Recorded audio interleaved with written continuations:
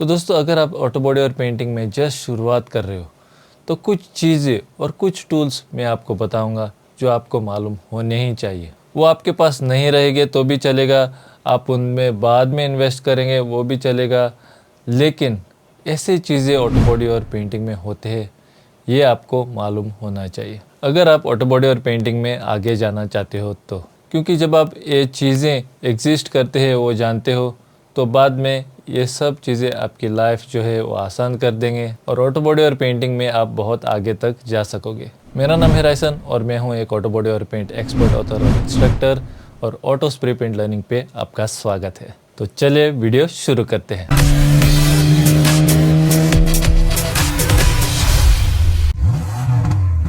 तो auto body और painting में सबसे ज़रूरी चीज़, पहली चीज़ जो आपके पास होनी चाहिए वो है एयर कंप्रेसर। इसके बारे में मैं इस वीडियो में बात नहीं करूंगा, लेकिन एयर कंप्रेसर के बाद जो भी चीज़ें आती हैं उसके बारे में मैं बात करूंगा। तो पहली चीज़ जिसके बारे में आपको जानना है और आपको मालूम होना चाहिए और वो है स्प्रे गन्स। जी हाँ दोस्तों, पहली चीज़ spray guns. HVLP spray guns होते हैं, LVLP स्प्रे गन्स होते हैं।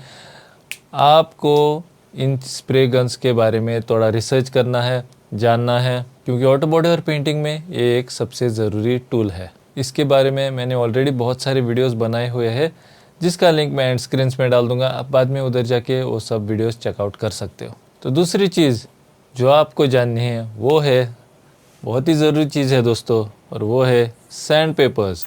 जी हाँ, सैंड पेपर्स आप लोग जानते हो, जो लोग ऑलरेडी ऑटो बॉडी और पेंटिंग में है तो सैंड पेपर्स तो आपके सब जगह पे पड़े हुए रहेंगे। सैंड पेपर्स के बिना आप ऑटो बॉडी और पेंटिंग नहीं कर सकते हो। ये आपको चाहिए एक अच्छी फिनिश प्राप्त करने के लिए, सरफेस को फ्लैट बनाने के लिए, रस्ट को हटाने के लिए, बॉडी फिलर को लेवल करने के लिए, तो हर जगह पे आपको सैंड पेपर्स की ज़रूरत पड़ती है। आपको वाटरप्रूफ सैंड पेपर्स मिलते हैं, आपको नॉर्मल सैंड पेपर्स मिलते हैं जो वाटरप्रूफ नहीं है, आपको बहुत महंगे भी सैंड पेपर्स मिलते हैं। तो सैंड पेपर्स के ऊपर भी मैंने एक ऑलरेडी वीडियो किया हुआ है, अब बाद में जाके वो भी वीडियो चेकआउट कर सकते हो। अभी सैंड पेपर्स में आते हैं DA सैंडर्स भी आते हैं, तो DA सैंडर के ऊपर भी मैंने ऑलरेडी वीडियो किया हुआ है दोस्तों। तो इधर मैं लिखूँगा DA सैंडर्स।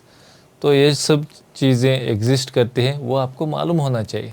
DA सैंडर जो है वो आपको आपके कंप्रेसर को कनेक्ट करके सैंडिंग करना है, आपका काम आसान बना देगा, फटाफट से आपका सैंडिंग भी हो जाएगा और आपका बहुत सारा टाइम भी वो बचाएगा। बाद में आता है दोस्तों सेम सैंडिंग में ही, वो है सैंडिंग ब्लॉक। जी हाँ दोस्तों, सैंडिंग ब्लॉक्स आपको चाहिए सतह को फ्लैट बनाने के लिए, क्योंकि जब आप हाथ से सैंडिंग करते हो तो अच्छा फ्लैट नहीं बना सकते हो, लेकिन जब आप एक सैंड पेपर को ब्लॉक के ऊपर डाल के सैंडिंग करते हो तो आपका सरफेस जो है वो अच्छा फ्लैट बन जाता है, क्योंकि वो ब्लॉक फ्लैट होता है और जो हाई स्पॉट्स है वो पहले निकलता है और जो लो स्पॉट्स है वो आपको आसानी से मालूम हो जाते हैं और बाद में आप उसको टिक से सैंडिंग करके वो हटा सकते हो। तो ऐसे सैंडिंग ब्लॉक्स होते हैं, वो आपको मालूम होना चाहिए जब आप ऑटो बॉडी और पेंटिंग में जस्ट शुरुआत कर रहे हो तब। बाद में अगली चीज़ जो आपको मालूम होनी चाहिए जो एग्जिस्ट करते हैं वो है पट्टी नाइफ्स। जी हाँ दोस्तों, पट्टी नाइफ्स आपको बॉडी फिलर लगाने को इस्तेमाल होते हैं। जब आपके गाड़ी के ऊपर डेंट होता है तो उसमें पट्टी भरनी पड़ती है और वो पट्टी आपको अच्छी तरह से भरनी पड़ती है, फ्लैट लगानी पड़ती है।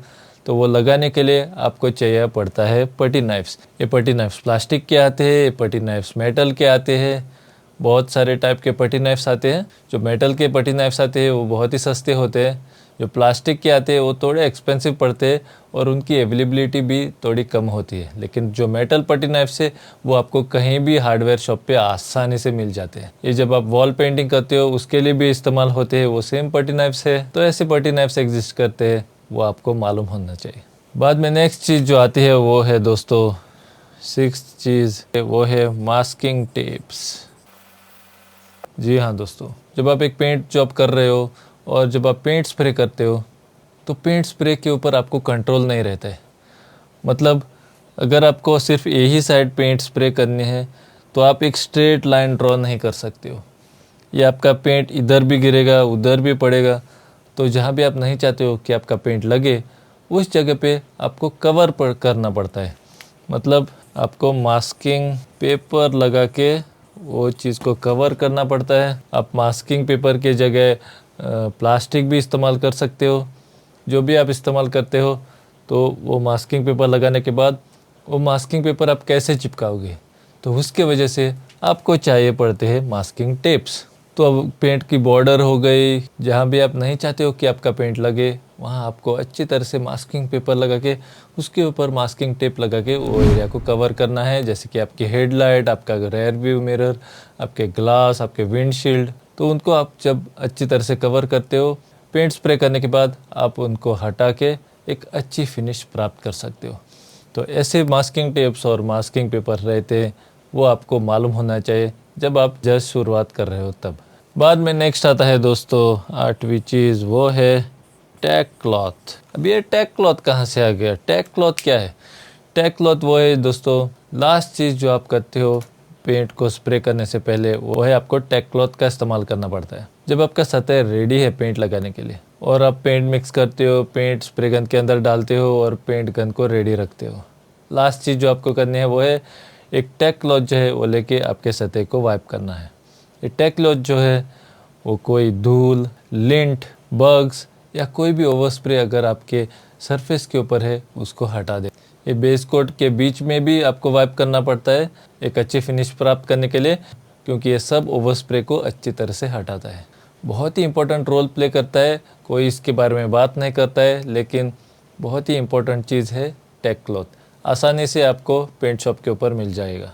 तो बढ़ते हैं आगे अगली चीज़ के साथ दोस्तों, और अगली चीज़ है 9वीं चीज़, बॉडी हैमर्स और डॉली सेट।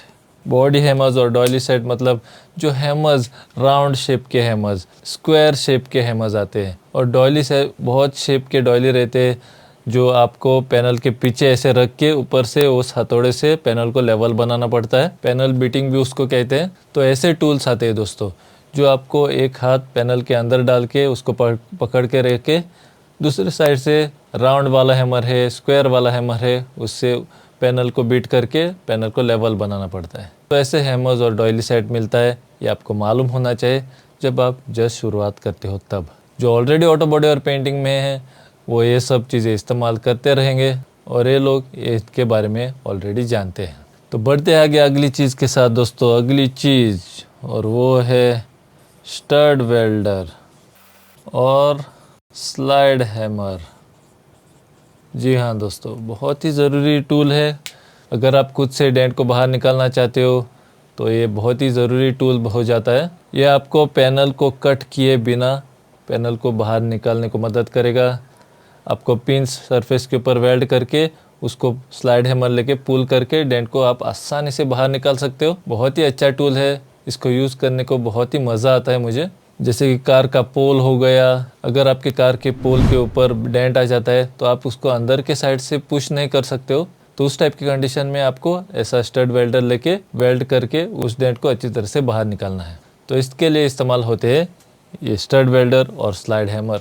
तो जब आप जस्ट शुरुआत करते हो तो आपको मालूम नहीं होगा कैसे एक डेंट को बाहर निकालना है वो, तो ऐसी चीज़ें भी मिलती है दोस्तों, ये आपको मालूम होना चाहिए। तो बढ़ते हैं आगे अगली चीज़ के साथ दोस्तों, और अगली चीज़ है ग्राइंडर। जी हाँ दोस्तों, इसके बारे में तो बहुत सारे लोगों को ऑलरेडी मालूम रहेगा। ग्राइंडर तो ज़्यादा से ज़्यादा लोगों के पास होता है, जहाँ अगर आप टाइल्स फिटर हो, वेल्डर हो, कारपेंटर हो, तो सब जान ग्राइंडर का इस्तेमाल करते हैं। और ऑटो बॉडी और पेंटिंग में भी इस टूल का बहुत ही ज़्यादा इस्तेमाल होता है। आपको सरफेस के ऊपर से पेंट हटाना है, वेल्डिंग किया है वो लेवल बनाना है, उन सब जगहों के लिए आपको इस ग्राइंडर की ज़रूरत पड़ती है।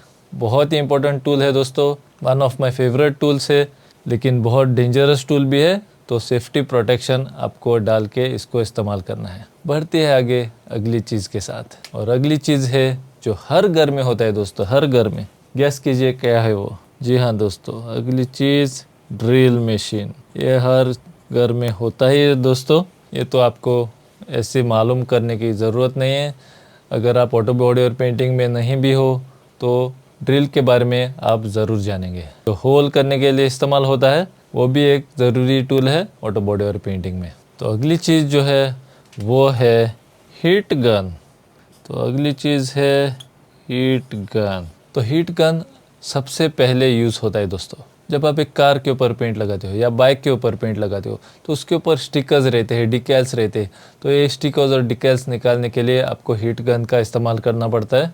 और जब आप हीट गन का इस्तेमाल करते हो तो बहुत ही आसानी से आप उन सब चीज़ों को बाहर निकाल सकते हो। तो इसी वजह से ऐसा एक हीट गन रहता है, ये हेयर ड्रायर जैसा रहता है, लेकिन इसका हीट जो है वो आपको बर्न कर सकता है। इतना ज़्यादा हीट ये प्रोड्यूस करता है, दोस्तों बहुत ही डेंजरस टूल है। अगर आप ऐसे हाथ के ऊपर लगाओगे तो आपकी स्किन जो है वो बर्न हो जाएगी।